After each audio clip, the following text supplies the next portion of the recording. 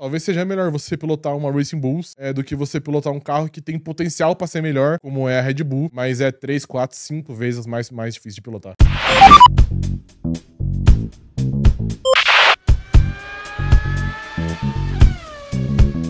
A gente já falou bastante do surto do Verstappen, mas a real é que esse carro da Red Bull parece ser indomável. A gente fala disso faz bastante tempo, mas eu acho que depois desse GP da Espanha ficou mais claro do que a água, mais claro e cristalino do que um copo d'água, que realmente esse carro da Red Bull é realmente muito complicado. É o seguinte, ó, Yuki Tsunoda terminou a prova ali em 13º, enquanto o Verstappen terminou em 10º, foi provavelmente o pior resultado da Red Bull no ano aí. Fez apenas 1 ponto. Eu não me lembro aqui se o Verstappen deixou de pontuar em alguma corrida. Não, acredito que não. Ele pontua desde 2016, 2017, né, sei lá quando. Todas as corridas da vida dele, que ele não abandona. Então, foi o pior resultado da Red Bull aí, provavelmente em muito tempo, né? E isso mostra pra gente o quão sofrida tem sido essa jornada da Red Bull. Porque é o seguinte, ó, gostaria de lembrar vocês desses 2 rádios que aconteceram em corridas diferentes. Sim. Olha lá, o primeiro rádio aconteceu no GP de Mônaco, os 2 rádios do Verstappen. Você pode ler pra gente? Claro, em Mônaco, o Max falou que as trocas de marcha dele pareciam com as trocas feitas no GP de Mônaco de 72, ou seja, algo muito lento ali, algo que leva muito tempo. E ontem... Algo que é muito antigo, arcaico, exatamente. E ontem ele volta a dizer, de novo, tem algo de errado com as minhas marchas, enquanto eu subo elas. E aí o engenheiro meio que até brinca e fala, é 1973? Que é tipo 1 ano a mais do que o que ele tinha falado na corrida passada, né? E aí ele fala, não, dessa vez talvez seja 74. Enfim, ele tá aí ironizando a caixa de câmbio aí da Red Bull. Exatamente. Então a caixa de câmbio da Red Bull aparentemente parece ser do século passado, exatamente. Né? E aí isso mostra, porque assim, se o Verstappen, que é um cara que consegue segurar no braço qualquer carro que você der pra ele, tá reclamando, é porque o negócio deve estar ruim mesmo. Sim. E a gente vê isso acontecendo, a gente vê que faz sentido, porque é o seguinte, ó. O Isaac Hadjar tá fazendo uma temporada melhor que a do Yuki Tsunoda. Mesmo o Yuki Tsunoda estando na Red Bull, que é o carro principal, e o Hadjar estando na Racing Bulls, que é o segundo carro ali da Red Bull na Fórmula 1. E a gente tem uma comparação aí, ó. Em pontos, o Hadjar tá fazendo o dobro de pontos do Yuki Tsunoda, 21-10. Em GPs, né, o Hadjar fez 1 GP a menos do que o Tsunoda, ele correu 8 só, porque a primeira corrida da temporada ele abandona antes mesmo da primeira volta, né, ele abandona a volta de apresentação, enquanto o Tsunoda corre todos. A melhor posição do Hadjar no ano foi um P6, enquanto que o Tsunoda foi um P9. Sim. Então nem na melhor posição o Tsunoda consegue vencer ele. E em corridas ali, na temporada tá 6-3 pro Isaac Hadjar. Lembrando, uma dessas 3 provas que o Tsunoda venceu do Hadjar foi a que o Hadjar não correu. Sim. Né? Então, essa é a comparação dos dois aí. E eu trouxe também o número de pontos que o Yuki Tsunoda fez em cada uma das equipes que ele correu. Né? Ele fez 3 pontos pela Racing Bull, só que em apenas 2 corridas. Lembrando que teve uma sprint nessas 2 corridas aí. E em 7 corridas de Red Bull, ele fez 7 pontos. Então, é uma também média com uma sprint. Também com uma sprint no meio. Então, é uma média aí de 1,5 ponto dentro da Racing Bulls e uma média de 1 ponto por corrida aí pro Tsunoda. O que tá acontecendo aí? Por que o Hadjar tá correndo melhor que o Tsunoda?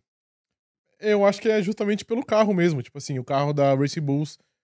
Vale destacar isso, né? O carro da Racing Bulls também não é tão ruim como foi em outros tempos, né? É um carro hoje que consegue brigar, que não vai pegar um pódio, não vai fazer um 5º lugar, um 4º lugar, mas tá sempre no top 10, consegue pegar um P7, um P8, então é um carro melhor, e o carro da Red Bull parece ser muito difícil de domar mesmo, pra um piloto que não é tão, talvez, refinado tecnicamente. Eu até trago um outro ponto que eu tava reparando muito ontem na prova, de como esse carro da Red Bull é difícil de ser pilotado, mesmo o Verstappen estando numa estratégia que dificilmente ele tinha um pneu muito desgastado, porque ele fez 3 paradas, 4 paradas, né, com o safety car. Então, tipo assim, o pneu começava a ficar ruim, box. Começava a ficar ruim, box. E a impressão que dava era que toda a curva ele embarrigava muito. Então, o carro sai muito de frente. Então, você via, por exemplo, o Norris, que tava na frente dele, fazer uma curva pegando a zebra, fazendo ela bem rente ali. E o Verstappen fazia a curva muito mais aberta, com muito mais dificuldade. Então, mostra que, tipo assim, até o Verstappen, que é o melhor piloto do grid, sofre com esse carro. Então, se ele sofre, o que o Tsunoda vai sofrer, o que o Lawson vai sofrer, o que o Hadjar vai sofrer quando ele eventualmente pilotar esse carro, vai ser muito, muito escancarado. Então, é isso. Hoje, querendo ou não, acho que talvez seja, pra esse tipo de piloto, como o Tsunoda, como o Lawson, como o Hadjar, talvez seja melhor você pilotar uma Racing Bulls do que você pilotar um carro que tem potencial pra ser melhor, como é a Red Bull, mas é 3, 4, 5 vezes mais difícil de pilotar. É isso que eu ia falar. A questão não é nem que o carro que o carro da Racing Bulls é melhor. A questão é que o carro da Racing Bulls é mais fácil de ser pilotado. Sim. E por mais que ele não seja melhor, você vê o Hadjar e até o Lawson em determinados momentos conseguindo tirar o máximo do carro, enquanto você não vê o Tsunoda conseguindo tirar nem perto do máximo do carro. O Verstappen você vê. Então eu acho que realmente é muito mais fácil pilotar uma Racing Bulls do que pilotar uma Red Bull. E também, claro, a gente tem que elogiar aqui também a temporada do Lawson, do Hadjar. De qualquer forma, assim, independente de ser fácil, mais difícil, ele também tem muito mérito em tá conseguindo fazer essa temporada que ele tá conseguindo. E na corrida de ontem, ele fica na frente do Verstappen, né? Sim, de fato. Então, assim, é um feito em tanto, assim, ficar na frente do Verstappen. Então, é curiosa essa situação que a Red Bull se meteu de ter o carro da segunda equipe fazendo mais pontos que o carro da primeira equipe. Né? É uma loucura que a gente não imaginava acontecer aí na Fórmula 1. Mas enfim, comentem aí as opiniões de vocês aí que eu quero saber o que vocês acham aí sobre essa situação da Red Bull. Tá feia a coisa, viu? Vale ressaltar, a Red Bull hoje é a 4ª colocada, né, no campeonato de construtores. Tá atrás da Mercedes e da Ferrari. Ah, é? Tá atrás da Ferrari? Porque a Ferrari é vice, tá? A Ferrari é vice.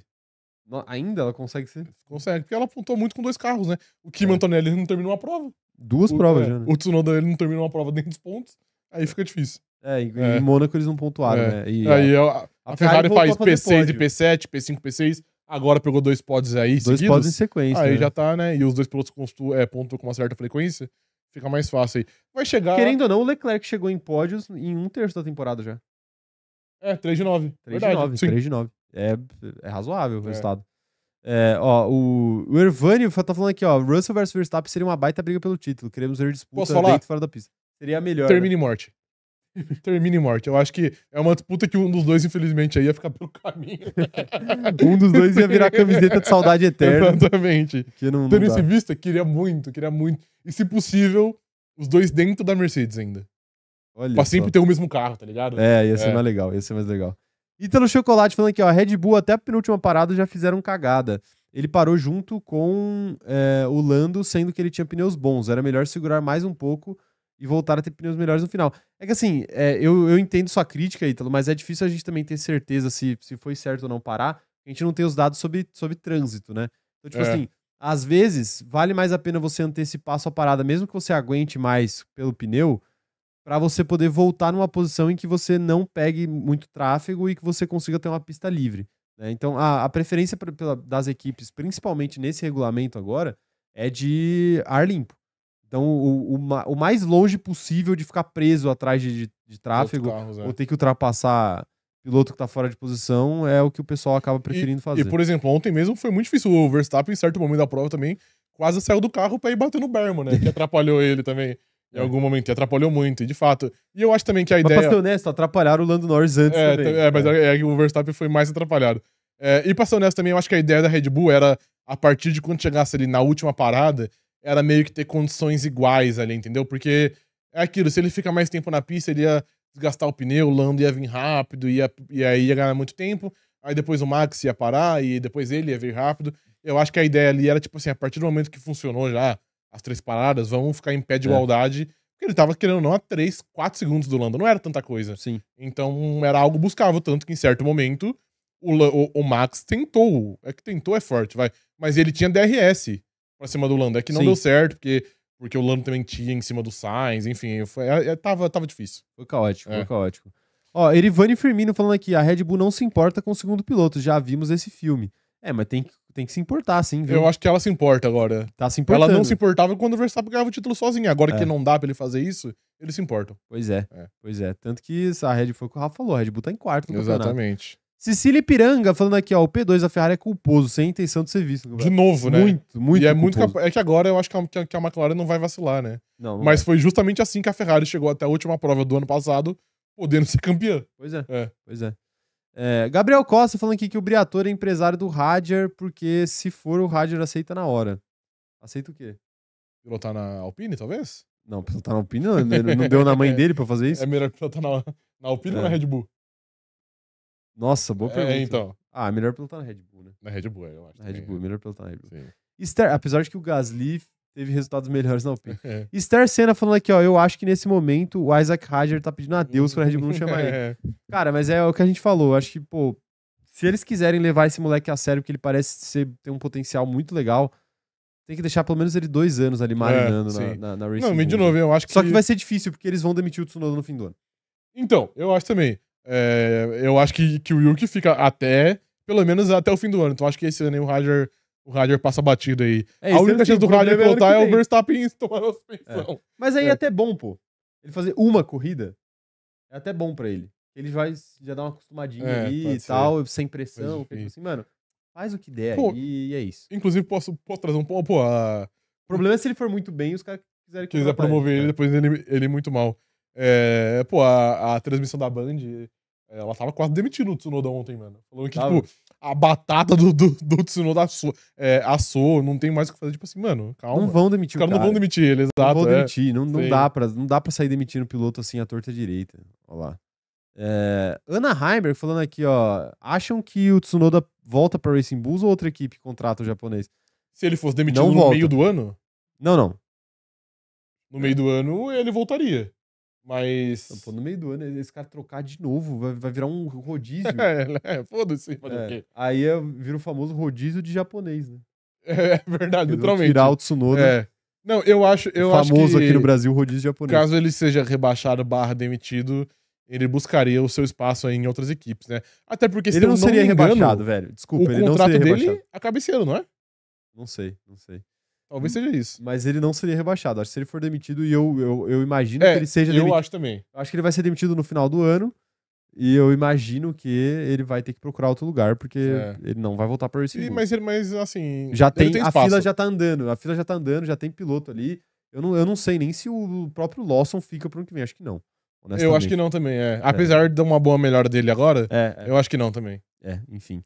Então, a fila anda...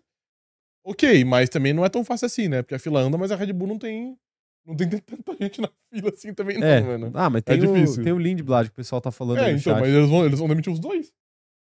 Então, mas aí pra Red Bull, acho que eles vão correr atrás de alguém com mais cancha, assim, entendeu? Mano, o Magno Pérez. O Magno falou ontem em algum tweet meu e eu vou reproduzir aqui, Magno. Um abraço pra você. Nico Hülkenberg? O maior erro da Red Bull foi não contratar o Hülkenberg em 21, mano. Ele tava aí até hoje e não ia estar sofrendo. Talvez tivesse, a gente não sabe. Não ia estar sofrendo. Eu acho que ele ia fazer um trabalho melhor do que o Pérez. Eu acho que muito melhor. Eu acho que apesar do Pérez ter mais conquistas na carreira, ele é um cara mais constante do que o Pérez, assim. E acho que a Red Bull acho que a Red Bull preferia um cara que ficasse sempre em P8 e não ganhasse a corrida, ou ficasse sempre em P7, P6 e não ganhasse a corrida, do que um cara que de vez em quando era pódio, de vez em quando era último. Entendi. Mas eu acho que o Hülkenberg era uma escolha melhor, mano. Eu tenho total certeza. E aí, eventualmente, o Hülkenberg ia morder um título. Pois é, e só pra terminar aqui, a última mensagem da Esther sobre esse assunto. Vocês acham que essa dança de cadeiras na Red Bull influencia a decisão dos pilotos na hora de escolher uma equipe? Sim. Com toda certeza. Porque aí a galera às vezes espera pra ver a decisão que a Red Bull vai tomar, né? Que é um assento muito legal de você estar, mesmo com todos esses problemas. De novo, a transição Racing Bulls, Red Bull, é o jeito mais rápido de você chegar no topo do grid. Então é um assento que o pessoal sempre tá de olho. Não, mas eu não tô nem falando da Racing Bulls, tô falando até da própria Red Bull mesmo. Você pega pilotos ali que estão no meio do pelotão, mas que você sabe que tem né? Tipo assim, você pega tipo um... Carlos Sainz? O Carlos Sainz, às vezes é tipo, o Carlos Sainz contrato, o Carlos Sainz vai acabar no ano que vem. Aí ele já começa a fazer os contatos, vai acabar no final desse ano, aí ele já começa a fazer uns contatos ali, tipo, e aí, né, tal. Ou até você pega tipo o Albon acho que não teria chance de voltar, mas você pega um Pierre Gasly, eu não acho que é 100% descartado, eu acho que é muito difícil que ele volte, mas mas assim, às vezes tá acabando o contrato dele. Fosse o próprio de novo, o Hülkenberg, né? Que agora ele já tem um contrato assinado pro próximo ano, né? Aí pra ele mamou já. Mas aí, às vezes, esse contrato aí provavelmente não é muito difícil de quebrar, não, viu? Red Bull, por favor, Christian Horner. Por favor. Ligue, pega seu telefone. Ligue imediatamente. Mano, puta que pariu, velho. Enfim. Comente aí sobre essa situação aí, rapaziada.